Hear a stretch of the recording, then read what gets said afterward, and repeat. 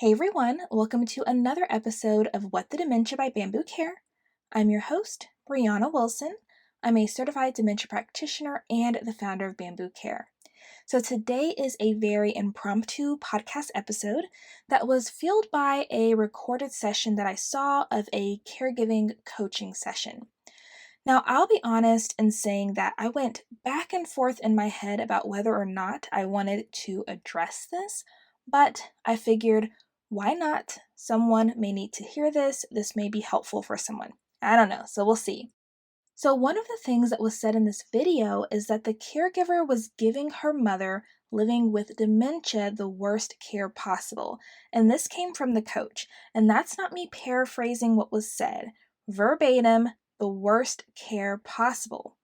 And the woman's reason for telling the caregiver this was because the caregiver isn't trained in how to stimulate or engage her mother. She isn't trained in how to deal with incontinence or the decline that will come with dementia. And I understand the reason behind why this caregiver coach would say such a thing and what her point and intention was. According to the coach, it was to tell the caregiver that she can't go through this journey alone and to encourage her to bring in skilled, trained help into the home. But there was also this push that once her mother starts declining, that she needs to go into assisted living or memory care. And I'll be honest in saying that this didn't feel like a personalized recommendation, but rather a general rule of thumb that this particular coach likes to tell her clients. Now, this could just be my assumption, okay? But in how it was said, I remember one of my first thoughts being, oh goodness, I wonder how many people she's told that to. Now, there were many things about this recorded session that rubbed me the wrong way, if I'm being honest, but I wanted to address this because I hear things like this floating around far too often. And at the end of the session, that caregiver said that being told that she wasn't giving her mom good care really resonated with her, which kind of sunk me a bit. Now, though I know we have some pretty loyal listeners who tune in every time we post on the podcast, and some who have dived even deeper into the Bambu Care ecosystem by being a part of the free support community, taking our masterclass, attending our webinars, purchasing our books and journals, and even signing up for our resource library waitlist. The reality is, I don't know who else you will receive advice and guidance from. And it's not that I'm saying that my advice will always be a good fit for your needs, because that's definitely not true, right? But I do want to express that not all advice is good advice. And just because it comes from a so called expert or professional in the field, it doesn't mean that they know what they're talking about or that it's the best advice.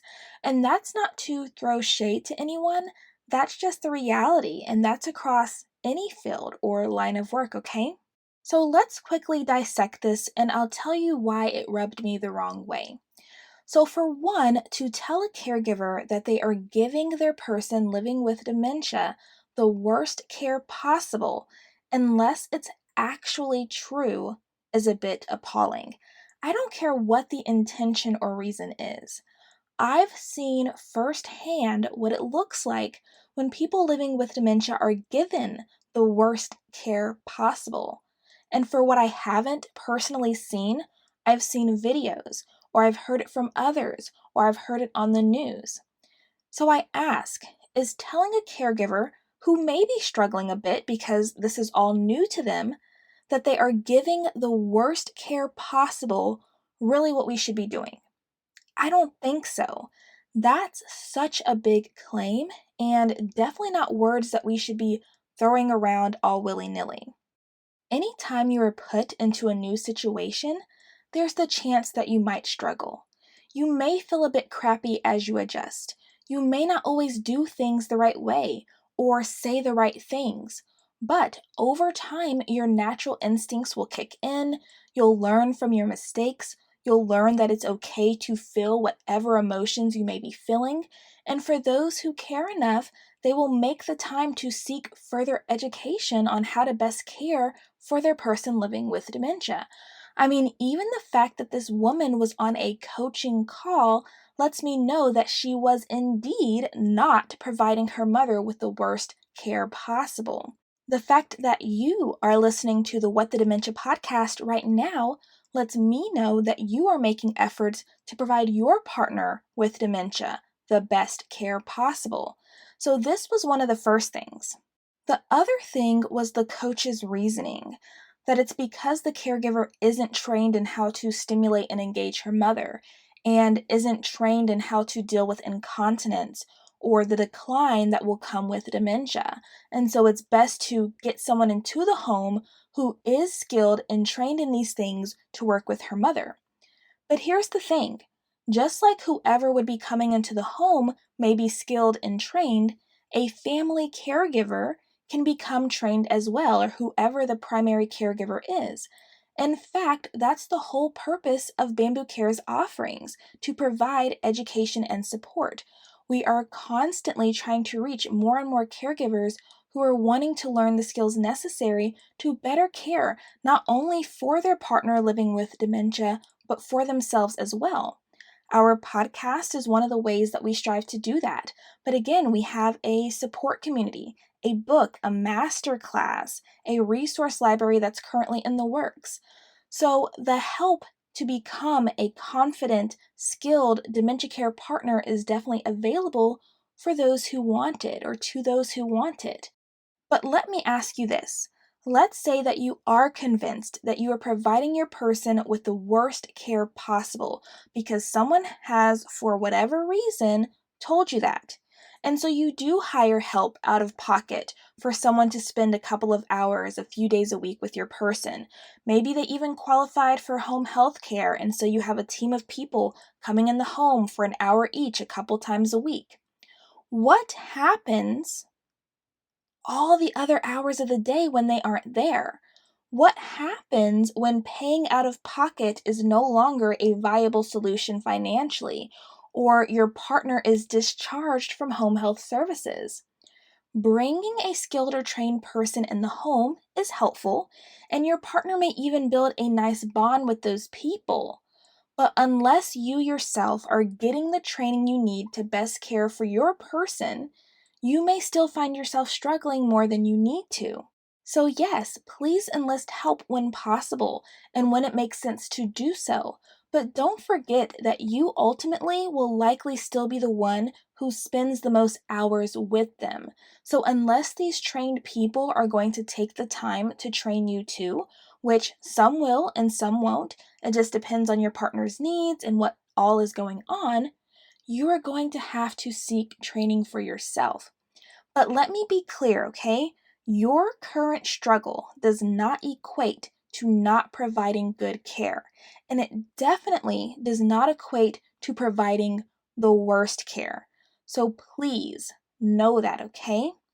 And then the last thing I want to touch on is the push for assisted living and memory care during this session that I watched.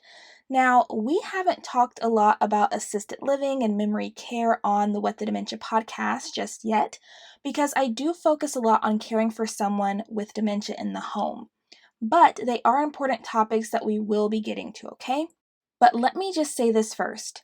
There is absolutely nothing wrong with putting your person in a nursing home, an assisted living facility, or a memory care facility, even if you promised them that you wouldn't, okay?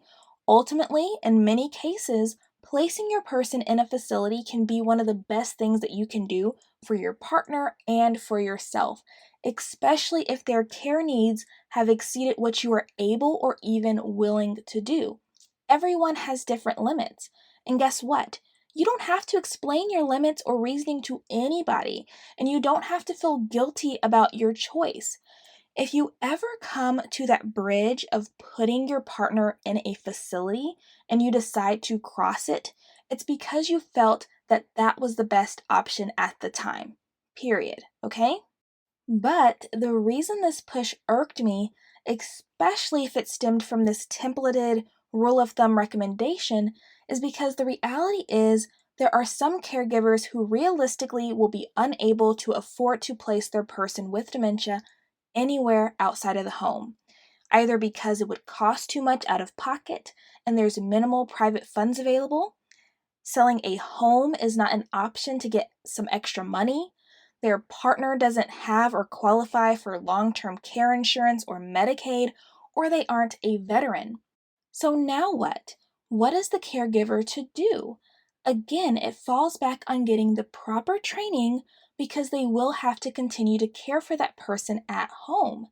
And the journey is so much easier when you know what to expect, what to do, and then also learn to give yourself grace throughout the process and realize that even with the best of training, you will still do and say things that don't always go the quote unquote right way, okay? So, I really don't know what my purpose in recording this episode was, other than to honestly vent a little, but I guess to also just say thank you for tuning into the What the Dementia podcast and for taking the extra step to learn more about how to best care for your person living with dementia.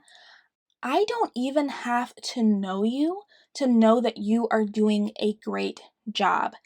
And that even if you don't feel like you are doing the best job, I assure you that you are definitely not doing the worst job.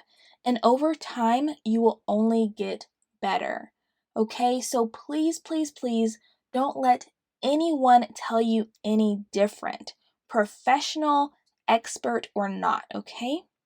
So, if there's any way that we can support you through your dementia care journey, please don't hesitate to reach out to us at hello@letsbamboo.com or to check out our website, letsbamboo.com.